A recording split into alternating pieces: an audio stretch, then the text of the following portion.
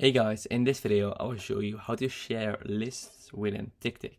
So as you can see, I'm now in TickTick, and if I want to share a list, that's very easy.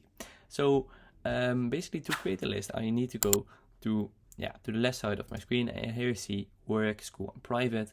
And I just need to tap on this plus button, and I can create a name for this list. For example, test folder.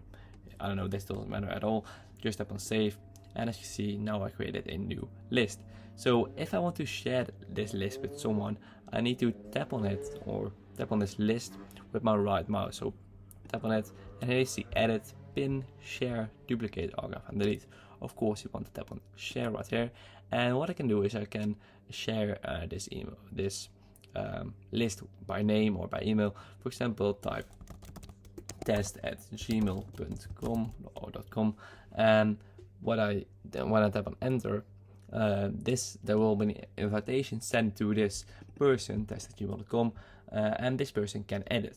I also can change this. For example, can comment or can only read. So now this person, when I press and enter, I can this person can only read my task, and now he also can edit.